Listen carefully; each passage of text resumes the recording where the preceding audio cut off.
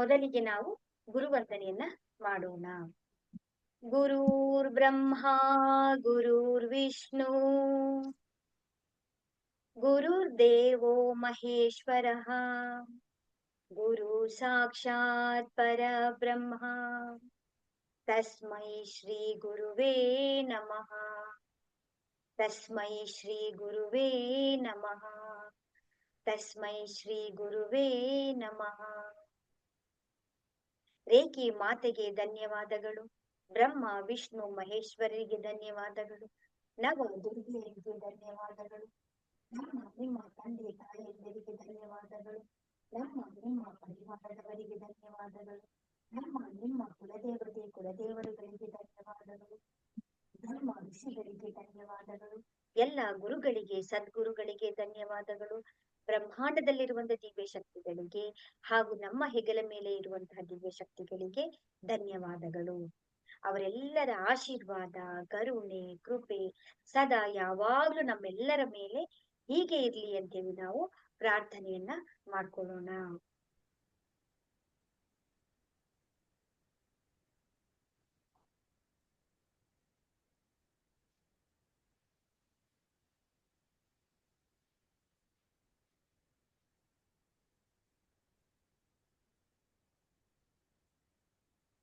ಇದು ರೇಖೆ ಅಂತಂದ್ರೆ ಏನು ಅಂತ ಹೇಳಿದ್ರೆ, ನಾವು ಆ ಪರಮಾತ್ಮನೊಂದಿಗೆ ನಾವು ಕನೆಕ್ಟ್ ಆಗುವಂತದ್ದು. ಆ ಪರಮಾತ್ಮನ ಮುಖಾಂತರ ಅವನ ದಾರಿಯಲ್ಲಿ ನಾವು ನಡೆಯುತ್ತಾ ಬಂತಿದೀವಿ ಅಂತ ಹೇಳಿದಾಗ, ಇದೊಂದು ನಮ್ಗೆ ನಮ್ಮಲ್ಲಿರುವಂತ ಯಾವುದೇ ರೀತಿಯಾದಂತ ಸಮಸ್ಯೆಗಳಿರಬಹುದು, ನಮ್ಮ ಆರೋಗ್ಯ ಸಮಸ್ಯೆಗಳಿರ್ಬಹುದು, BP ಇರ್ಬಹುದು, ಡಯಾಬಿಟಿಸ್ ಇರ್ಬಹುದು, ಇವನ್ ಕ್ಯಾನ್ಸರ್ ಅನ್ನು ಕೂಡ ನಾವು ಗುಣಪಡಿಸ್ಕೊಳ್ಬಹುದು. ನಾವು ಯಾವುದೇ ರೀತಿಯಾದಂತಹ ಆರೋಗ್ಯದ ಸಮಸ್ಯೆಗಳಿದ್ರು ಕೂಡ ನಾವು ಈ ಒಂದು ರೇಖೆಯ ಚಿಕಿತ್ಸೆಯ ಮುಖಾಂತರ ಅವರಿಗೆ ಪರಿವರ್ತನೆಗಳಾಗ್ತಾ ಬರುತ್ತೆ. ಅದ್ರ ಜೊತೆಗೇನು ಕೂಡ ಬ್ಲ್ಯಾಕ್ ಮ್ಯಾಜಿಕ್ ಆಗ್ತಿದ್ಯಾ, ನಮ್ಗೆ ದೃಷ್ಟಿಗಳಾಗ್ತಾ ಇದೆಯಾ, ತಂತ್ರ ಮಂತ್ರಗಳ ಎಫೆಕ್ಟ್ಸ್ ಗಳು ನಮ್ಗಳಿಗೆ ಆಗ್ತಾ ಇದೆಯಾ, ನಮ್ಮ ಮನೆಯಲ್ಲಿ ನಕಾರಾತ್ಮಕತೆ ಇದೆಯಾ, ನಮ್ಗೆ ದೃಷ್ಟಿಗಳಾಗ್ತಾ ಇದೆಯಾ, ಯಾವುದೇ ರೀತಿಯಾದಂತಹ ಸಮಸ್ಯೆಗಳಿದ್ರೂ ಕೂಡ ನಾವು ಈ ರೇಖೆಯ ಮುಖಾಂತರ ನಾವು ಪರಿಹಾರಗಳನ್ನ ಕಂಡುಕೊಳ್ಬಹುದು. ತುಂಬಾ ಜನ ಈಗ ಆಲ್ರೆಡಿ ನಮ್ಮ ಒಂದು ಕ್ಲಾಸ್ಗಳಲ್ಲಿ ಧ್ಯಾನಗಳನ್ನ ಮಾಡ್ತಾ ಬರ್ತಾ ಇದ್ದಾರೆ, ಕ್ಲಾಸ್ಗಳನ್ನ ಅಟೆಂಡ್ ಮಾಡ್ತಾ ಇದ್ದಾರೆ, ಲೆವೆಲ್ 3 ಕಂಪ್ಲೀಟ್ ಮಾಡ್ಕೊಂಡಿದ್ದಾರೆ. ತುಂಬಾ ಜನಕ್ಕೆ ಅನುಭವಗಳು ಆಗ್ತಾ ಬರ್ತಾ ಇದೆ.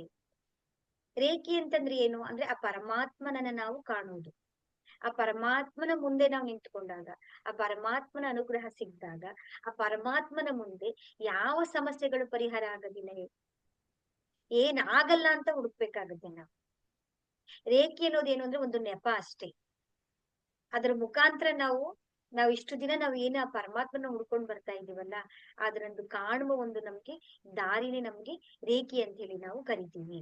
ನಾವು ಪ್ರತಿದಿನ ನಾವು ಧ್ಯಾನವನ್ನ ನಾವು ಮಾಡ್ತಾ ಬರ್ತಾ ಇದೀವಿ. ಧ್ಯಾನನೇ ಯಾಕೆ ಮಾಡ್ಬೇಕು ಅಂತ ಹೇಳಿದ್ರೆ, ಎಲ್ಲದಕ್ಕೂ ಉತ್ತರ ಯಾವುದು ಅಂತ ಹೇಳಿದ್ರೆ ಧ್ಯಾನ. ನಾವು ಯಾರ ಮೇಲೂ ಕೂಡ ನಾವು ಡಿಪೆಂಡ್ ಆಗೋಕ್ಕಾಗೋದಿಲ್ಲ, ಆಗಬಾರ್ದು. ನಾವು ಡಾಕ್ಟರ್ಸ್ ಗಳ ಮೇಲೆ ಡಿಪೆಂಡ್ ಆಗಿದ್ದೀವಿ, ತಂದೆ ತಾಯಂದಿರ ಮೇಲೆ ಡಿಪೆಂಡ್ ಆಗಿದ್ದೀವಿ, ಗುರುಗಳ ಮೇಲೆ ಡಿಪೆಂಡ್ ಆಗಿದ್ದೀವಿ. ಹೀಗೆ ಹಲವಾರು ವಿಷಯಗಳಲ್ಲಿ ನಾವ್ ಏನ್ ಮಾಡ್ತಾ ಇದ್ದೀವಿ, ಒಬ್ಬರ ಮೇಲೆ ನಾವು ಡಿಪೆಂಡ್ ಆಗ್ತಾನೆ ಬಂದಿದೀವಿ. ಎಲ್ಲಿ ತನಕ ಡಿಪೆಂಡ್ ಆಗ್ಬೇಕು, ಒಂದು ಹಂತದ ತನಕ ನಾವು ಅವರ ಮೇಲೆ ಅವಲಂಬಿತರಾಗಿರ್ಬೇಕು. ಅದಾದ ನಂತರ ಏನ್ ಮಾಡ್ಬೇಕು, ಕೊನೆಯವರೆಗೂ ನಾವು ಹಾಗೆ ಇರೋಕ್ಕಾಗತ್ತಾ? ಆಗಲ್ಲ. ನಮ್ಮ ಒಳಗಡೆ ನಾವು ನಮ್ಮ ಸ್ವರೂಪವನ್ನ ನಾವು ಧ್ಯಾನದ ಮುಖಾಂತರ ನಾವು ನೋಡ್ಕೊಳ್ತಾ ಬಂತು ಅಂತ ಹೇಳಿದ್ರೆ, ನಮ್ಮ ಎಲ್ಲಾ ಕ್ವಶನ್ಸ್ ಗಳಿಗೆ, ನಮ್ಮ ಎಲ್ಲ ಸಮಸ್ಯೆಗಳಿಗೂ ನಮಗೆ ಉತ್ತರ ಸಿಗ್ತಾ ಬರ್ತಾ ಇರುತ್ತೆ. ಧ್ಯಾನವನ್ನ ಹೇಗೆ ಮಾಡ್ಬೇಕು ನಾವು? ಧ್ಯಾನದ ಲಕ್ಷಣವಿದೆ. ಜ್ಞಾನದಲ್ಲಿ ಮಾಡ್ತಿರ್ಬೋದು, ನಮ್ಮ ಗಮನವನ್ನ ನಾವು ಕೇಂದ್ರೀಕೃತಿ ಮಾಡಬಾರದು, ಯಾವಾಗಲೂ ಫೋಕಸ್ಸೇ ಮಾಡಬಾರ್ದು. ನಾವೇನ್ ಮಾಡ್ತೀವಿ, ಧ್ಯಾನ ಅಂತ ಹೇಳಿದ ತಕ್ಷಣ ಕೂತ್ಕೋಬೇಕು, ಡಿಸಿಪ್ಲಿನ್ ಆಗಿ, ಯಾವುದು ತೊಂದರೆ ಇರಬಾರ್ದು, ಡಿಸ್ಟರ್ಬೆನ್ಸ್ ಇರಬಾರ್ದು. ನಾವೇ ಬೌಂಡ್ರೀಸ್ ಗಳನ್ನ ಹಾಕೊಂಡ್ಬಿಟ್ಟಿರ್ತೀವಿ. ಮತ್ತೆ ಧ್ಯಾನ ನಾವು ಸಂಸಾರದಲ್ಲಿರುವವರು ಮಾಡುವಂತದ್ದಲ್ಲ, ಬರೀ ಸನ್ಯಾಸಿಗಳು ಮಾಡ್ಬೇಕು, ಅದಕ್ಕೆ ಒಂದು ಪರ್ಟಿಕ್ಯುಲರ್ ಸಮಯ ಇರುತ್ತೆ, ಆ ಸಮಯದಲ್ಲೇ ನಾವು ಧ್ಯಾನವನ್ನ ಮಾಡ್ಬೇಕು. ಮಾಡಕ್ಕಾಗತ್ತೆ ಈ ತರ ಬೊಬ್ಬೆಗಳನ್ನ ಹಾಕೊಂಡ್ರೆ ನಾವು ಸರಳವಾಗಿ ಧ್ಯಾನವನ್ನ ಮಾಡ್ತಾ ಏನಾಗುತ್ತೆ ಅಂದ್ರೆ ನಾವು ಎಲ್ಲಿ ಬೇಕಾದ್ರೂ ಯಾವಾಗ ಬೇಕಾದ್ರೂ ಹೇಗಾದ್ರೂ ಕೂಡ ನಾವು ಮಾಡ್ಬೋದು. ನಮ್ಗೇನ್ ಗೊತ್ತಾ, ಸರಳವಾಗಿ ನಾವು ಧ್ಯಾನವನ್ನ ಮಾಡ್ತೀವಿ ಅಂತಂದಾಗ ನಾವು ಝೀರೋ ಆಗ್ಬಿಡ್ತೀವಿ. ನಮ್ಗೆ ಅದು ಬೇಕು, ಆ ವಸ್ತುಗಳು ಬೇಕು, ಈ ಥಿಂಗ್ಸ್ ಬೇಕು, ಈ ಪ್ಲೇಸ್ ಬೇಕು, ಈ ಸ್ಥಳ ಬೇಕು, ಈ ಸಮಯ ಬೇಕು, ಯಾವುದನ್ನು ಕೂಡ ನಾವು ಬಂಧನದಲ್ಲಿ ನಾವು ಸಿಕ್ಕಾಕೊಳ್ಳಲ್ಲ. ಫ್ರೀ ಸಿಕ್ತಾ ಸಮಯ ಸಿಕ್ಕಿದ್ಯಾ ಜಪ ಮಾಡುವಂಥದ್ದು. ಬೇರೆ ಮೇಲೆ ಸ್ವಲ್ಪ ಸಮಯ ಇರುತ್ತಾ ಅಲ್ಲಿ ಕೂತಿರ್ತೀವ, ಅಲ್ಲಿ ಧ್ಯಾನ ಮಾಡುವಂಥದ್ದು. ಅದು ಬೇಕು ಇದು ಬೇಕು ಅಂತ ಹೇಳಿ ಸೌಂಡ್ ಏನು ಕೇಳಿಸ್ತಿಲ್ಲ ಮೇಡಮ್. ಎಷ್ಟೊತ್ತಿಂದ? ಅವಾಗ್ಲಿಂದನೇ ಈಗ್ಲಾ? 2 ನಿಮಿಷ ಮೇಲೆ ಆಯ್ತು. ಅಂದ್ರೆ ಮಧ್ಯದಲ್ಲಿ ಬರತ್ತೆ ಅನ್ಕೊಂಡೆ ವೇಟ್ ಮಾಡಿದೆ, ಇನ್ನೂ ಬಂದಿಲ್ಲ. ಈಗ ಬರ್ತಿದೆ. ಈಗ ಬರ್ತಾ ಇದೆಯಾ? ಸರಿ, ಈಗ ಬರ್ತಿದೆ ಮೇಡಮ್. ಹಾ, ಏನು ಅಂತ ಹೇಳಿದ್ರೆ ನಾವು ಧ್ಯಾನವನ್ನ ಮಾಡೋದಿಕ್ಕೆ ನಾವು ಯಾವುದೇ ಸರಳವಾಗಿದ್ದಾಗ ನಾವೇನ್ ಮಾಡ್ತೀವಿ, ಎಲ್ಲಿ ಬೇಕಾದ್ರೂ ಯಾವಾಗ ಬೇಕಾದ್ರೂ ಎಂತ ಸಮಯದಲ್ಲೂ ಕೂಡ ನಾವು ಧ್ಯಾನವನ್ನ ನಾವು ಮಾಡಬಹುದು. ಅದಕ್ಕೆ ನಾವು ಹೇಳುವಂತದ್ದು ನಮ್ಮಲ್ಲಿ ಏನು ಅಂದ್ರೆ ಸರಳವಾದ ರೀತಿಯಲ್ಲಿ ನಾವು ಮಾಡ್ತಾ ಬರ್ತಾ ಇದ್ದೀವಿ. ಸರಳವಾದಂತ ರೀತಿಯಲ್ಲಿ ನಾವು ಮಾಡ್ತಾ ಬಂತು ಅಂತ ಹೇಳಿದಾಗ ನಮ್ಗೆ ಯಾವುದೇ ರೀತಿಯಾದಂತಹ ಬಂಧನಗಳು ನಮ್ಗೆ ನಾವೇ ಒಂದು ಬಂಧನವನ್ನ ಗಂಟುಗಳನ್ನ ಹಾಕೊಂಡಿರೋದಿಲ್ಲ. ಧ್ಯಾನವನ್ನ ಹೇಗ್ ಮಾಡ್ಬೇಕು ಅಂತ ಹೇಳಿದ್ರೆ ನಮ್ಮ ಉಸಿರನ್ನ ನೋಡ್ತಾ ನೋಡ್ತಾ ನೋಡ್ತಾ ನಾವು ಹೋಗ್ತಾ ಬರ್ಬೇಕು. ಉಸಿರನ್ನ ನೋಡೋದೇ ಮೊದಲ ಪಯಣ ನಮ್ದು. ಯಾತ್ರೆ ಅಲ್ಲಿಂದ ಪ್ರಾರಂಭ ಆಗುತ್ತೆ. ಅದನ್ನ ನೋಡ್ತಾ ನೋಡ್ತಾ ನೋಡ್ತಾ ನೋಡ್ತಾ ಏನಾಗುತ್ತೆ, ಒಂದೊಂದು ಅನುಭವಗಳಿಗೆ ಆಗೋದಕ್ಕೆ ಪ್ರಾರಂಭ ಆಗ್ತಾ ಇರುತ್ತೆ. ಎಲ್ಲರಿಗೂ ಅನುಭವ ಆಗುತ್ತಾ? ಆಗಲ್ಲ, ಸಾಧ್ಯವಿಲ್ಲ. ಮೊದಲು ಏನಾಗುತ್ತೆ, ವಿಚಾರ ನಮಗೆ ಕಣ್ಣು ಮುಚ್ಕೊಂಡು ಕೂತ್ಕೊಂಡ್ರೆ ಸಾಕು, ಇಲ್ಲದೆ ಎಲ್ಲ ವಿಚಾರಗಳು ನಮಗೆ ಬರೋದಕ್ಕೆ ಸ್ಟಾರ್ಟ್ ಆಗ್ಬಿಡುತ್ತೆ. ಅದು ಬರ್ತಿದೆ ಅಂತಂದ್ರೆ ಅರ್ಥ ಏನು, ಅದು ಹೋಗೋದಕ್ಕೆ ಅಂತ ಅರ್ಥ ಮಾಡ್ಕೋಬೇಕು ನಾವು. ಒಂದೊಂದಾಗಿ ಹೋಗ್ತಾ ಬರುತ್ತೆ. ಧ್ಯಾನದಲ್ಲಿ ನಾವ್ ಏನ್ ಮಾಡ್ಬೇಕು? ನಾವು ಧ್ಯಾನ ನಮಗ್ ಕಾಣಿಸುತ್ತಾ? ಧ್ಯಾನನ ಎಕ್ಸ್ಪ್ಲೈನ್ ಮಾಡಕ್ ಆಗತ್ತಾ? ಇಲ್ಲ. ಅದು ಒಂದು ಅನುಭವಿಸುವಂತ ಒಂದು ಸ್ಥಿತಿ. ಆ ಒಂದು ಸ್ಥಿತಿಯನ್ನ ನಾವು ಗಮನಿಸ್ತಾ ಬರ್ಬೇಕಾಗತ್ತೆ ನಮ್ಮ ಧ್ಯಾನದ ಮುಖಾಂತರ. ಒಮ್ಮೊಮ್ಮೆ ಒಂದೊಂದು ರೀತಿಯಾದಂತಹ ಅನುಭವಗಳು ನಮ್ಗೆ ಆಗ್ತಾ ಬರ್ತಾ ಇರುತ್ತೆ. ಅದ್ರಲ್ಲಿ ದುಃಖ ಆಗಿರ್ಬೋದು, ಆನಂದ ಆಗಿರ್ಬಹುದು, ಯಾವುದೋ ನಿಮಗೆ ಒಂದು ಘಟನೆಗಳಾಗಿರ್ಬಹುದು, ನಿಮ್ಮ ಒಳಗೆ ನಿಮಗೆ ಅರಿವಿನ ಜ್ಞಾನ ಉಂಟಾಗ್ತಾ ಬರ್ತಾ ಇರುತ್ತೆ.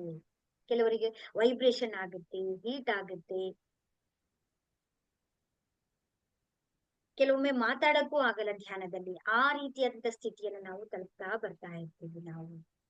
ಆಗ ನಮ್ಮ ಪ್ರಶ್ನೆಗಳಿಗೆ, ನಮ್ಮ ಉತ್ತರಗಳಿಗೆ, ನಮ್ಮ ಗೊಂದಲಗಳಿಗೆ ನಾನು ಯಾರು, ನನ್ನ ಜೀವನದ ಉದ್ದೇಶ ಏನು, ನನ್ನ ಸ್ವರೂಪ ಏನು ಅಂತ ನೋಡ್ಕೊಳ್ಳುವಂತ ಒಂದು ನಾನು ಯಾರು ಅನ್ನೋ ಒಂದು ಪ್ರಶ್ನೆಗೆ ಯಾರು ಉತ್ತರ ಕಂಡ್ಕೊಳ್ತೀವಲ್ವಾ ಅವರಿಗೇನೆ ಅರ್ಥ ಆಗುವಂತದ್ದು. ಆ ಒಂದು ಆ ದಾರಿಲಿ ನಾವು ಸಾಗಬೇಕು ಅಂತ ಹೇಳಿ ನಮ್ಗೆ ಬೇಕಾಗಿರೋದು ಯಾವುದು ಅಂದ್ರೆ ಒಂದು ಧ್ಯಾನ. ಧ್ಯಾನ ಮಾಡ್ತಾ ಮಾಡ್ತಾ ಮಾಡ್ತಾ ಮಾಡ್ತಾ ಇಡೀ ಬ್ರಹ್ಮಾಂಡದಲ್ಲಿ ನಿಮ್ಮ ಒಂದು ಚೈತನ್ಯ ಶಕ್ತಿ ನಿಮ್ಮಲ್ಲಿ ಉಂಟಾಗ್ಬಿಡುತ್ತೆ. ಮಾತು ಕೂಡ ನಿಮಗಾಗಿ 2 ಬ್ರಹ್ಮಾಂಡಗಳನ್ನ ಚಾಚ್ಕೊಂಡು ಕರ್ಕೊಂಡು ಕೂತ್ಕೊಂಡಿದ್ದಾರೆ. ನಿಧಾನವಾಗಿ ಒಂದು ಸರಳವಾದಂತ ಒಂದು ಸುಂದರವಾದಂತ ಆ ಪರಮಾತ್ಮನ ಒಂದು ಧ್ಯಾನವನ್ನ ನಾವು ಮಾಡ್ತಾ ಬರೋಣ. ಕೈಗಳನ್ನ ಒಂದರ ಒಳಗೆ ಒಂದು ಜೋಡಿಸ್ತಾ ಬನ್ನಿ. ನಿಧಾನವಾಗಿ ಒಂದು ಸಣ್ಣನೆ 10 ನಿಮಿಷದ ಒಂದು ಧ್ಯಾನವನ್ನ ನಾವು ಮಾಡೋಣ. ಕೈಗಳನ್ನ ಒಂದರ ಒಳಗಡೆ ಒಂದನ್ನು ಜೋಡಿಸಿ ನೀವು ತೊಡೆಯ ಮೇಲೆ ಇಟ್ಕೊಳ್ಳಿ. ನಿಧಾನವಾಗಿ ನಿಮ್ಮ ಕಣ್ಣುಗಳನ್ನ ಕೋಮಲತೆಯಿಂದ ನೀವು ಮುಚ್ಚಿರಿ. ನಾವು ಧ್ಯಾನವನ್ನ ಮಾಡ್ಬೇಕಾದ್ರೆ ಕಾಲನ್ನ ಮಡಚಿಕೊಂಡು ಕೂತ್ಕೊಂಡು ನಾವು ನೆಲದ ಮೇಲಾದ್ರೂ ಮಾಡಬಹುದು, ಚೇರ್ ಮೇಲಾದ್ರೂ ಮಾಡಬಹುದು, ಸೋಫಾ ಮೇಲಾದ್ರೂ ಮಾಡಬಹುದು, ಕುರ್ಚಿ ಮೇಲಾದ್ರೂ ಮಾಡಬಹುದು. ನಿಮಗೆ ಎಲ್ಲಿ ಆರಾಮ್ ಅನ್ಸುತ್ತೋ ಅಲ್ಲಿ ನಾವು ಕೂತ್ಕೊಂಡು ಧ್ಯಾನವನ್ನ ನಾವು ಮಾಡಬಹುದು. ಆದ್ರೆ ಕೆಲವೊಮ್ಮೆ ಅನಾರೋಗ್ಯದ ಅಂದ್ರೆ ಶರೀರದ ಅಸಹಾಯಕ ಸ್ಥಿತಿಯಲ್ಲಿ ನಮ್ಗೆ ಧ್ಯಾನ ಮಾಡೋಕ್ಕಾಗಲ್ಲ ಅಂತ ಹೇಳಿದ್ರೆ ನಾವು ಮಲಗಿಕೊಂಡು ಕೂಡ ನಾವು ಧ್ಯಾನವನ್ನ ಮಾಡಬಹುದು. ಆದ್ರೆ ನಾವು ಯಾವಾಗ್ಲೂ ಕೂಡ ಈ ಧ್ಯಾನದ ಜೊತೆಯಲ್ಲಿ ನಾವು ಇರ್ಬೇಕಾಗುತ್ತೆ. ನಮ್ಮ ಎಲ್ಲ ಗಮನವನ್ನ ಉಸಿರಿನ ಕಡೆಗೆ ತಗೊಂಡ್ ಬನ್ನಿ.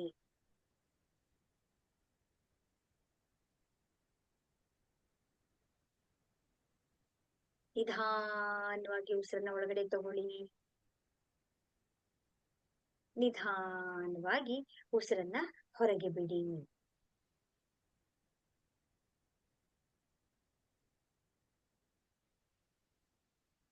ನಿಧಾನವಾಗಿ ಉಸಿರನ್ನ ಒಳಗಡೆ ತಗೊಳ್ಳಿ.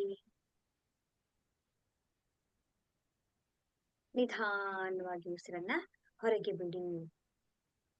ನಮ್ಮ ಉಸಿರನ್ನ ನಾವು ನಮ್ಮ 3ನೇ ಕಣ್ಣಿನಿಂದ ನಾವು ನೋಡ್ತಾ ಬರ್ಬೇಕು, ಅನುಭವಿಸ್ತಾ ಬರ್ಬೇಕು, ಗಮನಿಸ್ತಾ ಬರ್ಬೇಕು. ಅದು ಹೇಗೆ ಉಸಿರು ಒಳಗಡೆ ಹೋಗ್ತಾ ಇದೆ, ಹೊರಗಡೆ ಬರ್ತಾ ಇದೆ.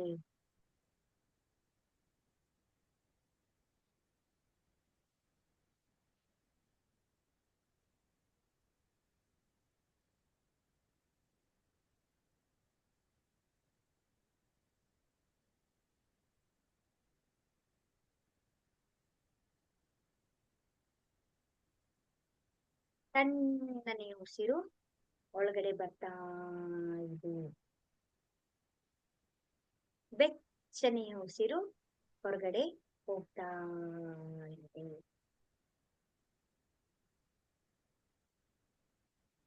ಒಳಗೆ ಉಸಿರು ಬಂದಾಗ ಹೊಟ್ಟೆಯು ಒಂಥರ ಉಬ್ಬಿಕೊಳ್ಳುವ ರೀತಿಯಲ್ಲಿ ಉಸಿರನ್ನ ತಗೋಬೇಕು. ಹೊರಗಡೆ ಹೋಗುವಾಗ ಉಸಿರು ತಮ್ಮ ಹೊಟ್ಟೆಯ ಭಾಗ ಒಳಗೆ ಹೋಗುವ ರೀತಿಯಲ್ಲಿ ಎಲ್ಲ ಉಸಿರನ್ನ ಹೊರಗೆ ಬಿಡಬೇಕು.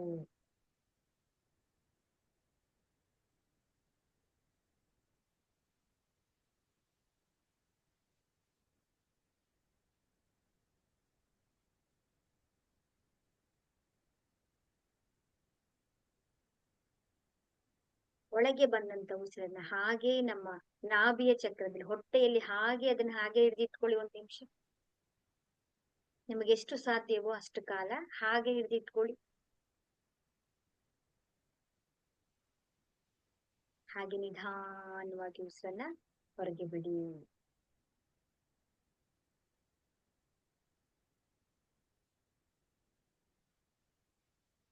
ಹಾಗೆ ಉಸಿರನ್ನ ಒಳಗಡೆ ತಗೊಂಡು ಹೊಟ್ಟೆಯಲ್ಲಿ ಹಾಗೆ ಹಿಡಿದಿಟ್ಕೊಳ್ಳಿ.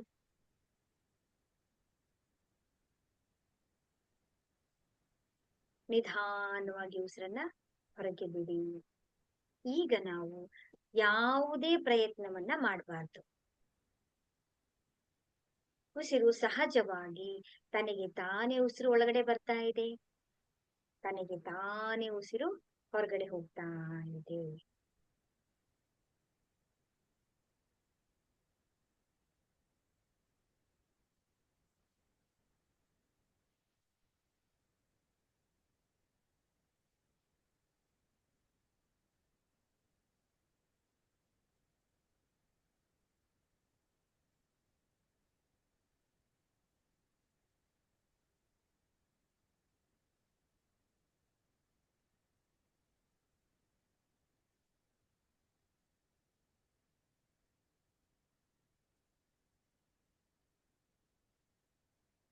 ನಮ್ಮ ಪ್ರಯತ್ನವನ್ನ ನಾವು ಮಾಡಲೇಬಾರ್ದು.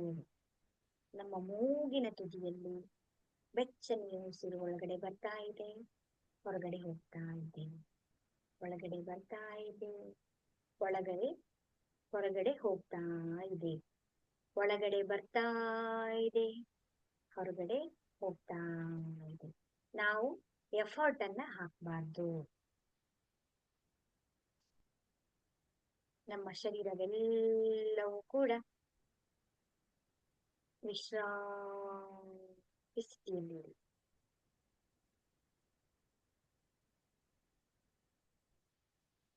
ಶರೀರವನ್ನೆಲ್ಲ ಕೂಡ ಸಡಿಲಗೊಳಿಸಿ ಫ್ರೀಯಾಗಿ ಬಿಟ್ಬಿಡಿ.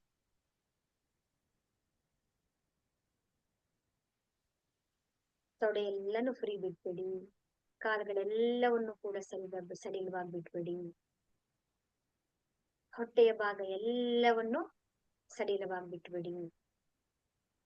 ನಮ್ಮ ಭುಜಗಳನ್ನ, ಕೈಗಳನ್ನ ಸಡಿಲಗೊಳಿಸ್ಕೊಳ್ಳಿ. ಫ್ರೀಯಾಗಿ ಬಿಟ್ಬಿಡಿ, ಆರಾಮವಾಗಿರಿ ಅಷ್ಟೇ. ಎದೆಯ ಭಾಗವನ್ನ, ಭುಜದ ಭಾಗವನ್ನ,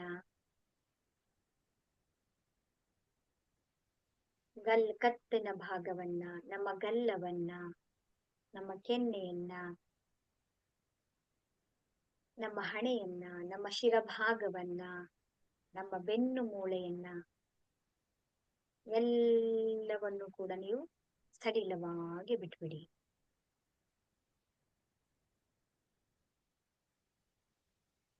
ಕಂಪ್ಲೀಟ್ ಆದಂತ ವಿಶ್ರಾಂತಿ, ವಿಶ್ರಾಂತಿ, ವಿಶ್ರಾಂತಿ.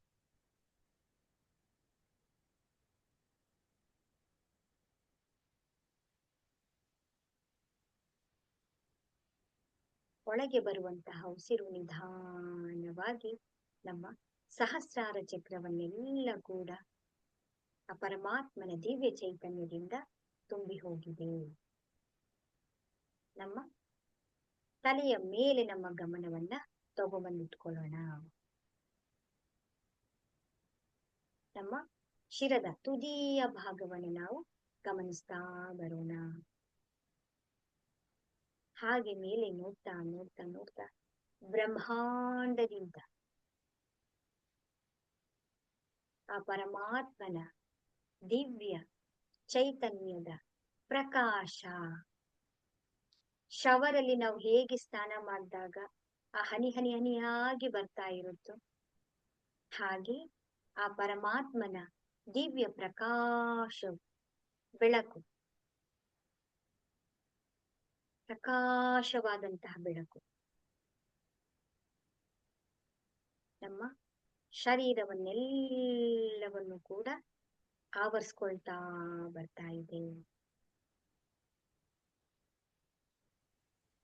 ಚಿಕ್ಕ ಚಿಕ್ಕ ಚಿಕ್ಕ ಚಿಕ್ಕ ಚಿಕ್ಕ ಹನಿಗಳ ರೀತಿಯಲ್ಲಿ, ಚಿಕ್ಕ ಚಿಕ್ಕ ನಕ್ಷತ್ರಗಳ ರೀತಿಯಲ್ಲಿ ಆ ಪರಮಾತ್ಮನ ಪ್ರಕಾಶವು ನಮ್ಮ ಸಹಸ್ರಾರ ಚಕ್ರವನ್ನೆಲ್ಲವನ್ನ ತುಂಬಿಕೊಂಡಿದೆ. ಅಲ್ಲಿರುವಂತ ಎಲ್ಲ ನಕಾರಾತ್ಮಕ ಶಕ್ತಿಗಳೆಲ್ಲವೂ ಕೂಡ ಬ್ರಹ್ಮಾಂಡದಲ್ಲಿ ಹೋಗಿ ಸೇರ್ಕೊಳ್ತಾ ಇದೆ. ನೋಡ್ತಾ ಬನ್ನಿ ಅಷ್ಟೇ.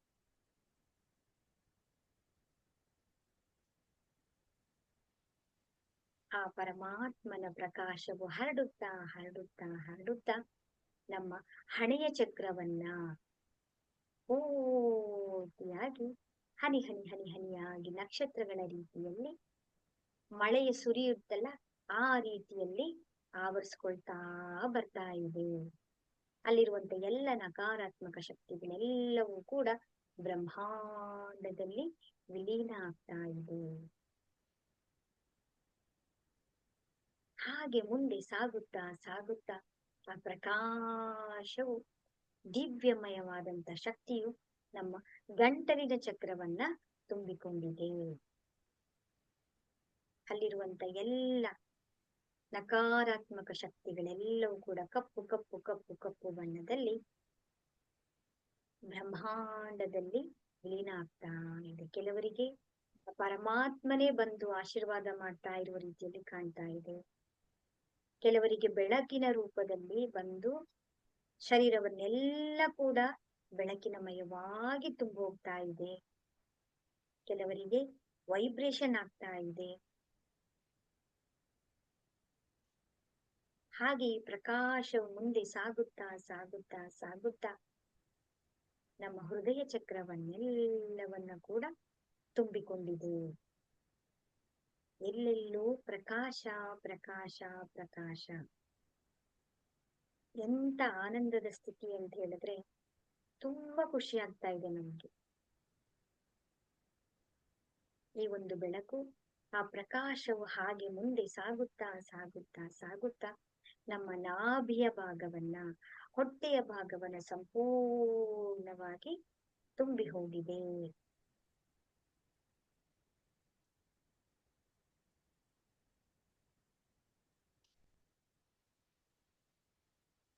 ಈ ಪರಮಾತ್ಮನ ದಿವ್ಯ ಚೇತನದ ಬೆಳಕು, ಆ ಪ್ರಕಾಶ, ಆ ಪ್ರಜ್ವಲತೆಯ ಕಾಂತಿಯು ಮುಂದೆ ಸಾಗುತ್ತಾ ಸಾಗುತ್ತಾ ಸಾಗುತ್ತಾ ನಮ್ಮ ಸ್ವಾದಿಷ್ಠಾನ ಚಕ್ರವನ್ನ ತುಂಬಿಕೊಂಡಿದೆ.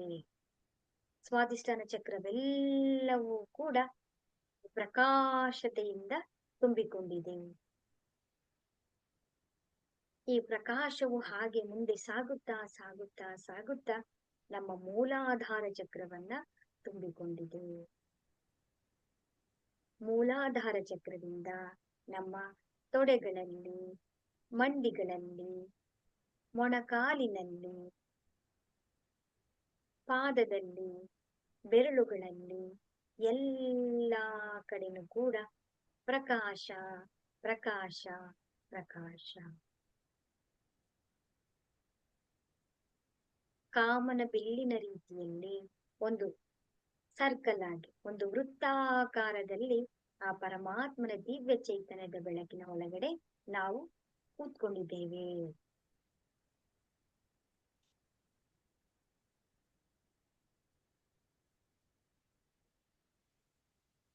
ಬ್ರಹ್ಮಾಂಡದಿಂದ ಬರ್ತಾ ಇರುವಂತ ಆ ಪರಮಾತ್ಮನ ದಿವ್ಯ ಚೈತನ್ಯದ ಪ್ರಕಾಶದಲ್ಲಿ ನಾವು ಮುಳುಗಿ ಹೋಗಿದ್ದೇವೆ. ನಮ್ಮ ಶರೀರದ ಅಣು ಅಣುವಿನಲ್ಲಿ, ಕಣ ಕಣಗಳಲ್ಲಿ, ಎಲ್ಲ ಚಕ್ರಗಳಲ್ಲಿ, ನಮ್ಮ ಆಭಾ ಮಂಡಲಗಳಲ್ಲೆಲ್ಲವೂ ಕೂಡ ಆ ಪ್ರಕಾಶದಲ್ಲಿ ನಾವು ತೇಲಿ ಹೋಗ್ತಾ ಇದ್ದೇವೆ.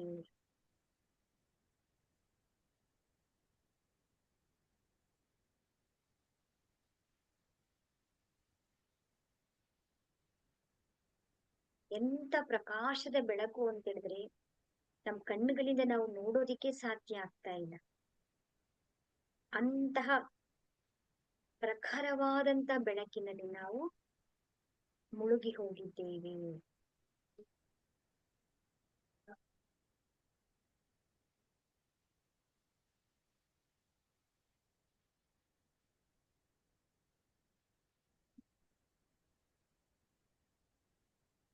ಕೆಲವರಿಗೆ ವೈಬ್ರೇಷನ್ ಆಗ್ತಾ ಇದೆ, ಕೆಲವರಿಗೆ ತುಂಬಾ ಹೀಟ್ ಆದಂಗ ಆಗ್ತಾ ಇದೆ.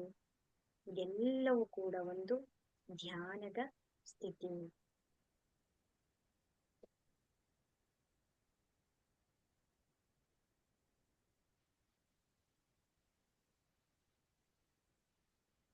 ಈ ಎಲ್ಲ ಘಟನೆಗಳನ್ನ ನಮ್ಮ ಮೂರನೇ ಕಣ್ಣಿನಲ್ಲಿರುವಂತಹ ಆ ಪರಮಾತ್ಮನ ನಮ್ಮ ಚೇತನವು ಎಲ್ಲವನ್ನು ಕೂಡ ನೋಡ್ತಾ ಇದೆ, ಗಮನಿಸ್ತಾ ಇದೆ, ಅನುಭವಿಸ್ತಾ ಇದೆ.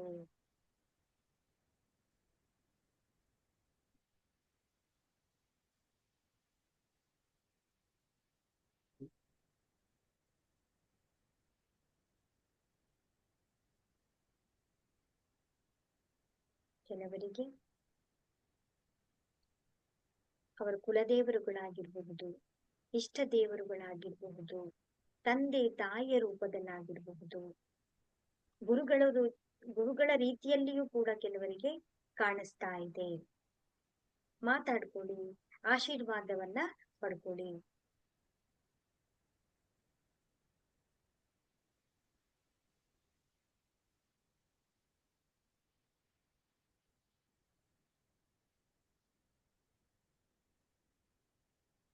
ನಿಧಾನವಾಗಿ ಹಾಗೆ ನೋಡ್ತಾ ನೋಡ್ತಾ ನೋಡ್ತಾ ಉಸಿರನ್ನ ಒಳಗಡೆ ತಗೊಳ್ಳಿ, ಉಸಿರನ್ನ ಹೊರಗೆ ಬಿಡಿ. ನಿಧಾನವಾಗಿ ಉಸಿರನ್ನ ಒಳಗಡೆ ತಗೊಳ್ಳಿ, ನಿಧಾನವಾಗಿ ಉಸಿರನ್ನ ಒಳಗಡೆ ಬಿಡ್ತಾ ಬನ್ನಿ. ಅಲ್ಲಿಂದ ಬರೋದಕ್ಕೆ ಸಾಧ್ಯನೇ ಆಗಲ್ಲ, ನಿಮ್ಗೆ ಬರೋ ಮನ್ಸೇ ಇರಲ್ಲ. ನಿಧಾನವಾಗಿ ನಮ್ಮ ಚೇತನವು ಸಹಜವಾಗಿ ಸ್ವಾಭಾವಿಕವಾಗಿ ಆ ಪರಮಾತ್ಮನ ದಿವ್ಯ ಚೈತನ್ಯವು ನಿಧಾನವಾಗಿ ನಮ್ಮ ಮೂರನೇ ಕಣ್ಣಿನಲ್ಲಿ ಬಂದು ಸೇರಿದೆ. ನಿಧಾನವಾಗಿ ಉಸಿರನ್ನ ಒಳಗಡೆ ತಗೊಳ್ಳಿ. ನಿಧಾನವಾಗಿ ಉಸಿರನ್ನ ಹೊರಗಡೆ ಬಿಡ್ತಾ ನಮ್ಮ ಕೋಣೆಯಲ್ಲಿರುವಂತಹ ಶಬ್ದಗಳನ್ನ ನೀವು ಗಮನಿಸ್ತಾ ಬರ್ಬೇಕು. ಕಾಲು ಬೆರಳುಗಳನ್ನ ಅಲುಗಾಡಿಸಿ, ಕೈ ಬೆರಳುಗಳನ್ನ ಅಲುಗಾಡಿಸಿ, ಹೃದಯ ಚಕ್ರದ ಹತ್ರ ಕೈಗಳನ್ನ ತಗೊಂಡ್ ಬಂದು, ಹೇ ಪರಮಾತ್ಮ, ಹೇ ಪ್ರಭು, ಇಡೀ ವಿಶ್ವದಲ್ಲಿರುವಂತಹ ಎಲ್ಲ ದಿವ್ಯ ಶಕ್ತಿಗಳಿಗೆ ಶಾಂತಿ ನೆಲೆಸಲಿ. ಇಡೀ ವಿಶ್ವದಲ್ಲಿರುವಂತಹ ದಿವ್ಯ ಶಕ್ತಿಗಳಿಗೆ, ಆತ್ಮಗಳಿಗೆ ಆಧ್ಯಾತ್ಮಿಕ ಉನ್ನತಿಯಾಗಲಿ, ಹಾಗೆ ಸರ್ವಾಂಗೀಣ ಉನ್ನತಿಯಾಗಲಿ. ಹೇ ಪರಮಾತ್ಮ, ಹೇ ಈಶ್ವರ, ತಿಳಿದೋ ತಿಳಿದೇನೋ ನಮ್ಮಿಂದ ನಕಾರಾತ್ಮಕ ಶಕ್ತಿ ಉಂಟಾಗಿದ್ದರೆ ನಮ್ಮನ್ನ ಕ್ಷಮಿಸಿ. ಹರೇ ರಾಮ ಹರೇ ಕೃಷ್ಣ. ನಿಧಾನವಾಗಿ ನಮ್ಮ ಕೈಯಲ್ಲಿರುವಂತಹ ಪರಮಾತ್ಮನ ದಿವ್ಯ ಚೈತನ್ಯವನ್ನ ನಮ್ಮ ಶರೀರದ ಎಲ್ಲ ಭಾಗಗಳಲ್ಲಿಯೂ ಕೂಡ ನೀವು ತುಂಬಿಸ್ಕೊಳ್ತಾ ಬನ್ನಿ.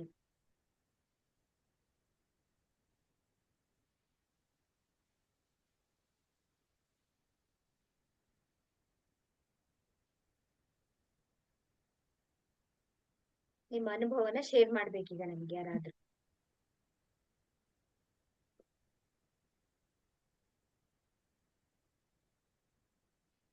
ಶ್ವೇತಾ ಅವರು,